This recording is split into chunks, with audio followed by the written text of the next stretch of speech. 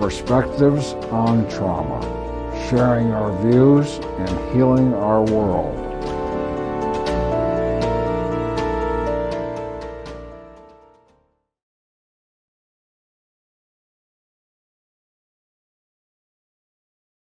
Today, I'm joined by Chief Robert Strahan of the Greenfield Fire Department. Thank you, Robert. Thank you for having me. To begin, could you discuss a little about how the topic of trauma has evolved in your career? Sure. So when I first started quite a few years ago as a firefighter, you would go on calls and they would be horrific calls. You were, it was basically, it's your job, toughen up, do your job. And there was very little resources and very little help for firefighters. Over the years, that has evolved to really recognize that trauma has an impact on first responders more than I think people realize. Suicide rate is pretty high amongst public safety. I remember doing a class with the fire chiefs organization and asking them how many people, have had someone in their department that died of line of duty death. And very few hands, thank God, were raised. And then I asked, how many of you have had first responders or know of a first responder that committed suicide? And a bunch of hands went up. I myself worked with a firefighter when I was a young firefighter that committed suicide. And so it's evolved quite a bit to recognize that the trauma and the burden that the first responders have by seeing things that a human mind should not process. We've evolved to get help and recognize that this is a serious issue, but there's help out there and there's steps to help people cope with the trauma that they deal with, what they see on calls. When a firefighter or a police officer, an EMT, gets hurt in the line of duty, breaks an arm or breaks a leg, you see the injury, right? And there's a plan of action to get that person recovered and returned back to work. When it's a trauma and you have post-traumatic stress or a trauma like that, that's an invisible injury. And so people don't see can't see the injury. Doesn't mean it's not an injury. And it doesn't mean it needs, that there shouldn't be a plan of action to get that person returned back to full status and taken care of. It's really been my passion for the last several years to really focus, especially at the firehouse, but as public safety in the city as well, is the health and well-being of our responders. I was unaware up until several years ago of just how prevalent post-traumatic stress is amongst our responders. And our younger generation of firefighters, thank God, are of the mindset where they can talk and say, hey, listen, I'm struggling with this. And so we've instituted new programs. When we have a terrible call, the first step is we do a diffusing with the group where the group that went on the call, they talk about it. And then the next step is if we have to bring in counselors, we're bringing counselors.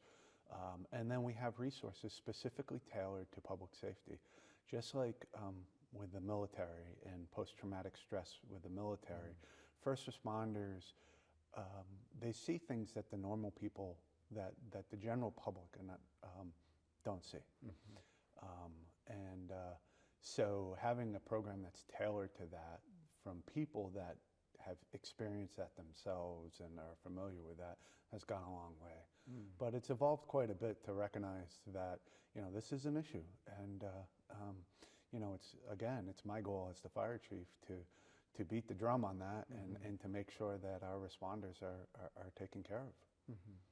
So for someone in your position, not only are you aware of the residents that you serve, but also your staff as well. So you're kind of seeing trauma from two different perspectives. Sure, we see the trauma that we see for the people that we serve. You know, some physical trauma and emotional trauma. We see the emotional trauma a lot on our ambulance when we transport people to the hospital. Physical trauma is obvious with our job.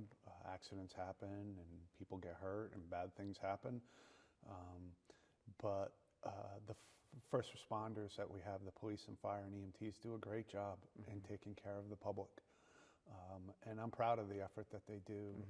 They do it with dignity and respect to the people that they respond to, and they genuinely care about the people they respond to, and they do whatever they can to make it better. My job is to make sure that they have the tools to do their job.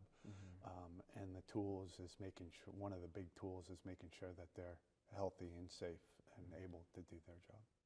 When you have a new staff member coming on, is there an understanding from administrative that this person is going to experience traumatic events, so there has to be something in response to provide for them to heal from that somehow?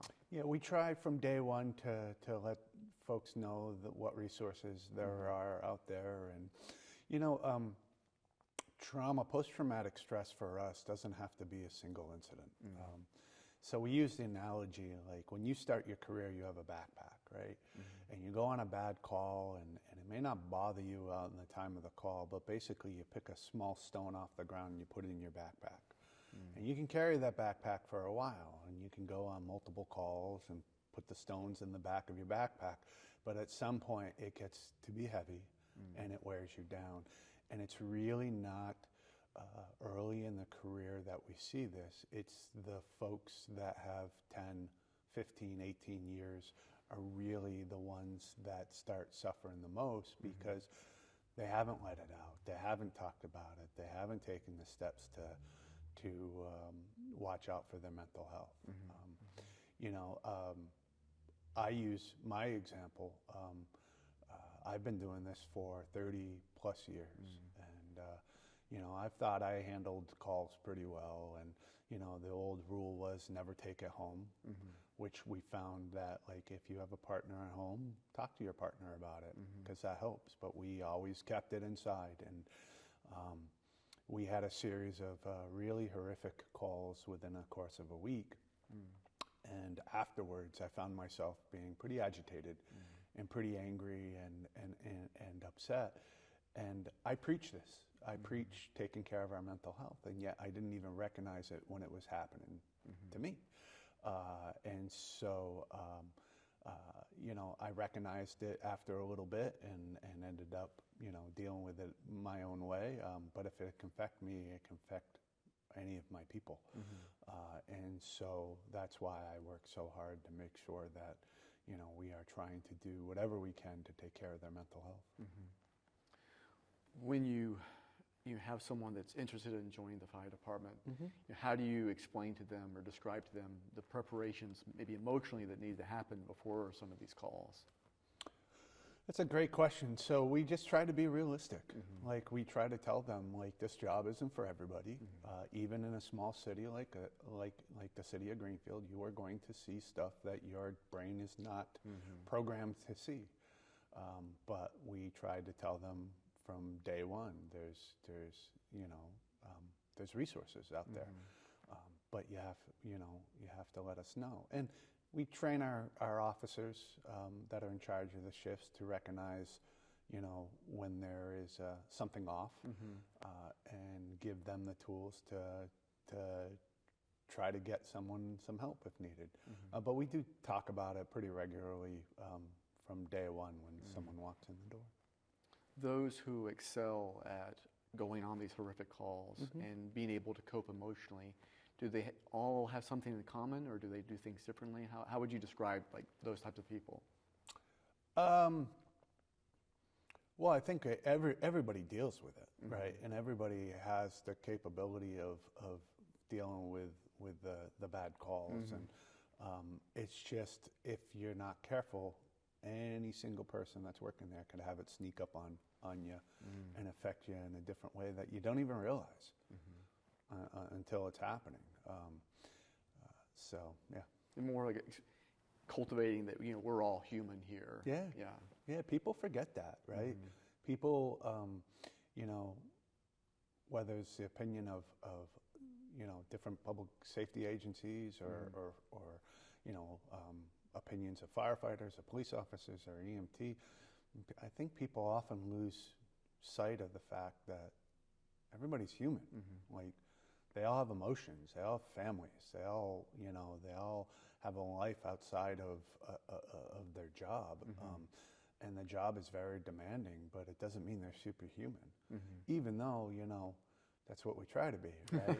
We should try to do everything we can to help our common man. And, you know, but at the end of the day, they're just human beings that, you know, have to cope with bad things as well.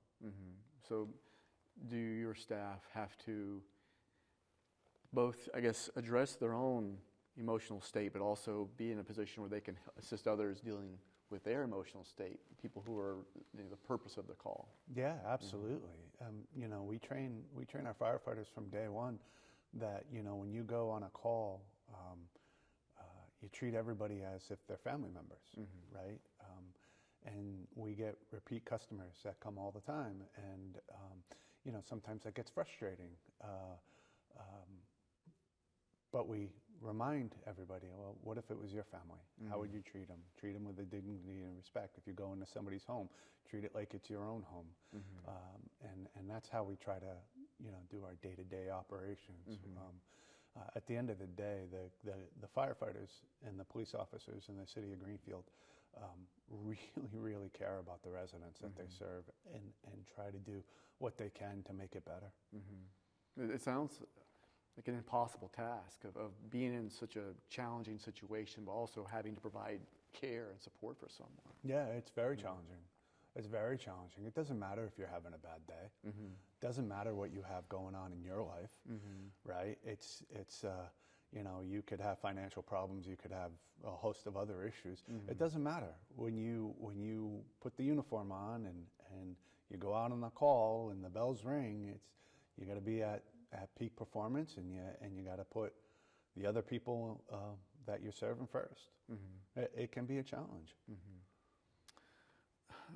Looking at, you know, I guess the lifestyle of your staff and, you know, people who are dealing with trauma, do you find that, you know, people who are maintaining, do they eat healthy, or is that just, you know, how important are some of these things that we're told are important in dealing with these horrific events? Great question. So,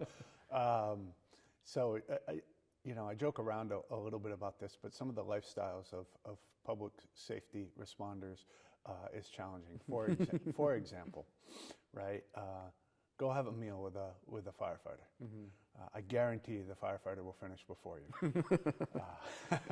I still have, to this day, have to slow myself down eating, because when you work at the firehouse, right?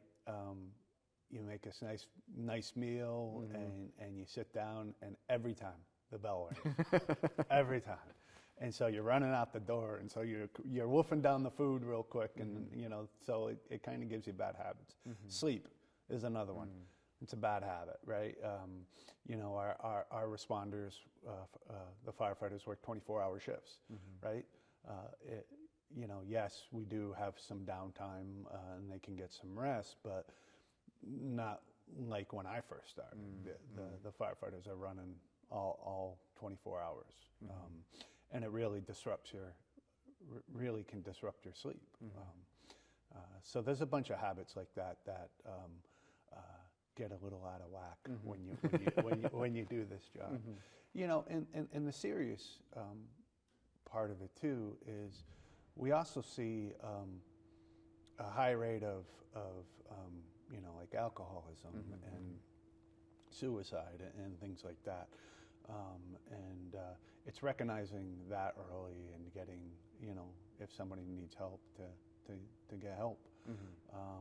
Because you saw it a lot when I first started, where the outlet was, you know, alcohol, and you don't see that as much nowadays, because we're able to provide mental health, you know, assistance before it gets to that point. But I'm not talking specifically Greenfield. I'm talking about the fire service in a whole, you know.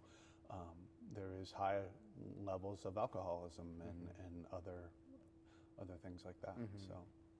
So thinking of emergency services across the board in this nation, you know, like, is there some sort of relatability if you go to a conference or a talk with someone from, you know, Texas or California that, okay, I know what you're going through? It's the same everywhere. Yeah. It's the same everywhere. Traumas can be different. The type of traumas that you're going to can be different, but they're all the same, right? I mean, they're all a horrific call that your brain, I keep saying it, is not programmed to see. And anybody from a small little volunteer department to the biggest city departments, you know, the post-traumatic stress is, you know, it's there. And I think you could walk into any firehouse in the nation and you'll hear the same stories, you know, maybe not the same details, but the same stories. Have you found any relatability with, you know, international fire department staff, if you've ever met any? I have. Okay. I've met some folks from the Poland Fire National Brigade. It's the same. It's universal, right? Some people see it more than others and can process. You know, I think when you see it so much, maybe it helps you process it. Maybe, you know, I think what it does do is I think it numbs you a little bit when you see it day in and day out. But I think that post-traumatic stress at all levels across the world is, you know, it's there. It's just how we process it. For, you know, a young child who looks up and sees, you know, the person with the, you know, fire department as a hero, you know, do you ever, I guess, in interacting with children, how do you describe, or can you even describe the reality of the job? Yeah, so, you know, with all the negative, if you will, about the job, it's still the best job in the world. It really is. It's the ability to help the common man, to help your neighbors and the residents, and there's nothing like it. You know, whether it's putting out a fire or transporting somebody to the hospital, you know, when people are having their worst day, firefighters are at their best, right? We have to be.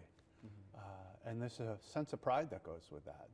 There's a tremendous sense of pride with fire departments, specifically the Greenfield Fire Department, in the way that we do things and the way that we respond. And it's humbling, but it really is the best job in the world. So that sense of service seems to be something that helps maybe even mitigate some of these horrible experiences. Yeah, you know, we do our best, right? We you know, and sometimes we can't help people, right? As much as we try, and we can't help them, but we can help the family that's going through that process and knowing that their loved one was cared for, and helped, and every avenue to make that person that's in need life better. That's what we do, and that's really humbling and a good feeling to have, that, you know, we're doing what we can to make somebody else's lives a little better. So how do you articulate this, the rewards of service, to maybe even encourage more people to engage in service to other people? Yeah, I don't think I've really thought about that. So I think the way that we do it is we, you know, try to express the feeling of when somebody is, you know, when you're able to help somebody, and the gratitude, and or they, you know, we have a big fire, and we work really hard to put the fire out and contain it. The sense of teamwork and the sense of accomplishment is very, very challenging and physically demanding firefighting. And when you have to go to work and do your job, afterwards, you don't want to see anybody suffer, and you don't want to see any property destroyed, but there is a sense of pride that, like, we were there and made a difference. And did everything, put everything on the line to help. And there's a lot of pride that goes with that. And so expressing that, I think, is, there's not quite a feeling of like that I'm aware of. Mm-hmm. Well, I think it's to start closing up, thinking of, kind of the first question, this evolution of trauma. Where it is now, do you see it changing? Do you see any, research in your field to, what is next around the corner to deal with this topic? Yeah, so like I said, we are evolving when it comes to public health, when it comes to health of our public safety responders. We are finding new scientific research, and there's a lot of new programs tailored to first responders. I think down the road you're going to start seeing some, counseling or mental health professionals embedded within public safety, not only to go and assist with, response out on the street, but evolve to assist with the responders' mental health. And I think more awareness and more classes and education to our responders is going to be paramount. Those the mental health professionals that would ride along, so their role, would be to help the staff member, not the person being served, or both? I think both. Okay. I think there's the opportunity for both. I think there are success stories. I think it's Spokane, Washington, that actually hired a clinician specifically for the first responder agencies. I think you're going to see more of that. Fire department and a police department, number one asset that they have is their people. And it's we ask so much of our responders that we have to do a better job of making sure that they're up for the task. And part of that is making sure that their mental health is on par. Well, Robert, thank you so much for taking the pleasure. time to speak with me today, and I wish you the very best. Thank you. Appreciate it. Thank you.